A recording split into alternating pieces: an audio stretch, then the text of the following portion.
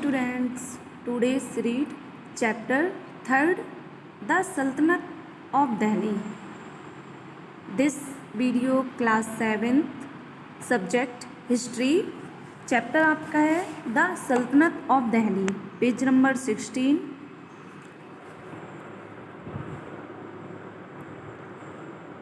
About the dynasties of Delhi Sultanate we will learn about in this chapter about the dynasty of Delhi Sultanate, about the system of administration of Delhi Sultanate, about the decline of Delhi Sultanate. ये point हैं जो हम इस chapter में read करेंगे. Dynasty Delhi Saltanat में कौन कौन सी डायनेस्टी ने शासन किया और दिल्ली सल्तनत एडमिनिस्ट्रेशन सिस्टम कैसा था और दिल्ली सल्तनत के डिक्लाइन होने के क्या कारण थे. Delhi was the capital of the Delhi Saltanat in the beginning of the 13th century. Delhi क्या थी? दिल्ली सल्तनत की शुरू में 13th सेंचुरी में कैपिटल थी. The sultanate of Delhi ruled many city in the area that is now known as Delhi. जो दिल्ली के सल्तनत थे उन्होंने बहुत सारे सिटीज़ बनाए उस एरिया में जो दिल्ली के नाम से जाने जाते हैं. The rule of the Delhi Saltanat can be divided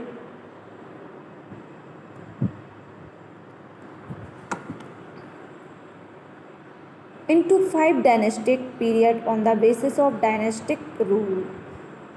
Delhi Saltanat में 5 डायनेस्टिक पीरियड के अकॉर्डिंग डायनेस्टिक रूल हुए हैं.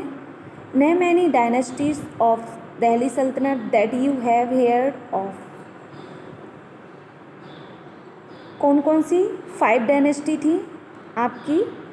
एक फर्स्ट थी सेल्फ डायनेस्टी, दूसरी खिलजी डायनेस्टी, थर्ड थी आपकी Tughlaq dynasty, fourth Syed dynasty और 5 थी लोधी डायनेस्टी. ये 5 डायनेस्टी थी जिन्होंने दिल्ली सल्तनत में रूल किया. दिल्ली सल्तनत was ruled by 5 dynasties. The self dynasty जो 1206 से 1290 CE तक पीरियड तक रही. द खिलजी डायनेस्टी 1290 से 1320 CE तक रही. द तुगलक डायनेस्टी 1320 से 1414 CE तक थी. सैयद डायनेस्टी 1440 से 1451 CE तक और लोधी डायनेस्टी 1451 से 1526 CE तक थी. ये 5 इम्पोर्टेंट डायनेस्टी हैं सल्तनत दिल्ली की. सोर्स ऑफ दिल्ली सल्तनत apart from inscription, coin, monument, history in written form called Tariq provide information on the Delhi Sultanate. Inscription, coin, monument, इसके अलावा जो हिस्ट्री में रिटन होता था वो क्या कहलाता था? तारीख. ये कौन प्रोवाइड कराता था? दिल्ली सल्तनत की इंफॉर्मेशन तारीख की वजह से प्रोवाइड हुई, जिसकी वजह से हमें दिल्ली सल्तनत के रूलर्स के बारे में, एम्पायर के बारे में मालूम चला. It was written in Persian which was language of administration under the Delhi Saltanat. और ये कौन सी लैंग्वेज में था? फारसी.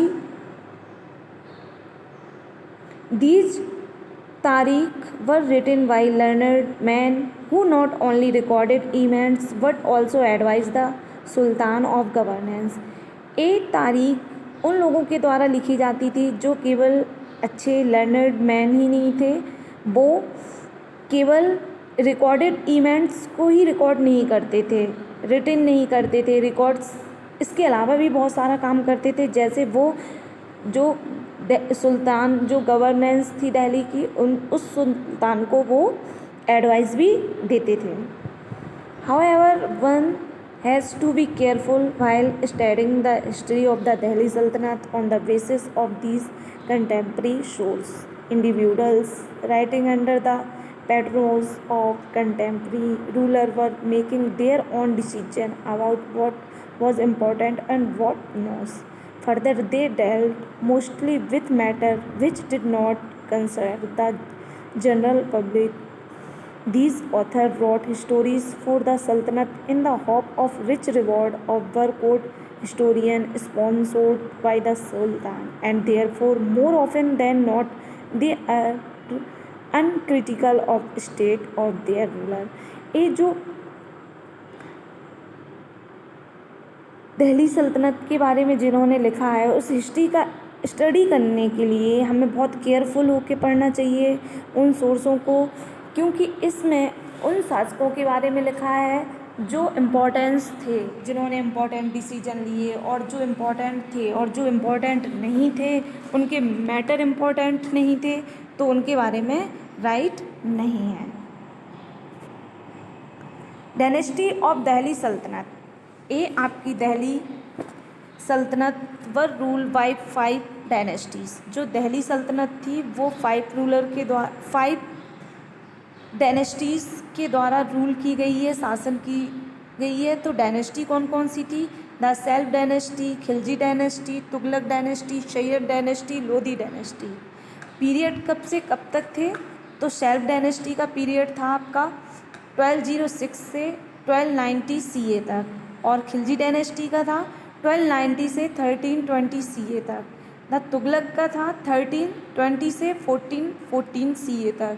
द सैयद का डायनेस्टी का पीरियड था 1414 से 1451 CA तक। लोधी डायनेस्टी का टाइम था 1451 से 1420 CA तक। ये 5 डायनेस्टीज़ थी जो दिल्ली सल्तनत में रूल की गई हैं।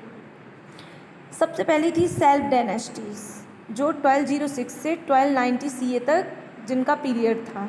द इस्टेब्लिशमेंट ऑफ दिल्ली सल्तनत needed reliable governor and administrators. Muhammad Ghori had no son, so he nurtured Salb like his son. These Salb were placed as governor and later raised to the status of Sultan. Delhi सल्तनत को एक establishment करने की ज़रूरत थी, उसमें एक जो रिलेबल गवर्नर थी, एडमिनिस्ट्रेशन होना चाहिए, उसकी ज़रूरत था, उसका सेटलमेंट होना ज़रूरत। लेकिन मोहम्मद गौरी के पास कोई उनका खुद का बेटा नहीं था, इसलिए उन्होंने अपने एक शेल्ब को क्या बना दिया? गवर्नर बना दिया, जो बाद में सुल्तान के स्टेटस में आ गया। After Ghori's death in 1206 one of his slave Qutubuddin Aibak.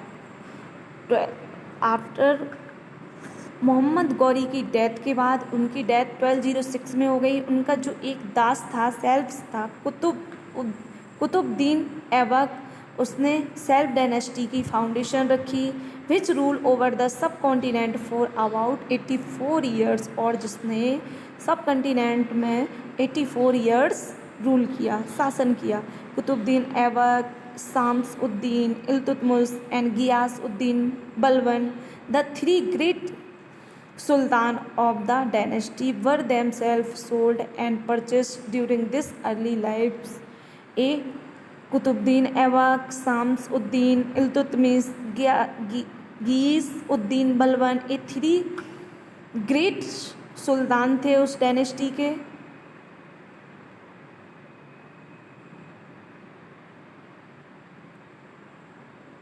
In 1236, Razia, the daughter of Iltutmish, became the Sultan of the Delhi Sultanate.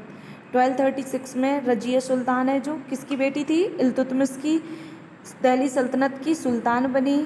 The chronicle of this period Minhaj Siraj says that she was more able and qualified than all her brothers, but the noble in her court were uncomfortable at having a lady as a ruler, and therefore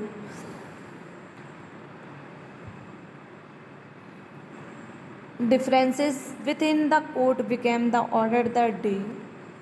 ऐसा माना जाता है कि उस time लोग कहते थे कि जो रजिया थी वो अपने भाइयों से काफ़ी क्वालिफाइड थी, बहुत समझदार थी, सिंसियर थी, नोबल थी अपने भाइयों से। बट लेकिन जो इसलिए उसे सुल्तान बना दिया गया, लेकिन जो नोबल्स थे उनके कोर्ट के, उनको ये चीज़ हजम नहीं हुई कि एक लेडी रूलर बन रही है। Ultimately Razia Sultan was removed from the throne in 1240 CE। बाद में सबके विरोध करने पर रजिया सुल्तान को रिमूव्ड कर दिया सिंहासन से 1240 CE में।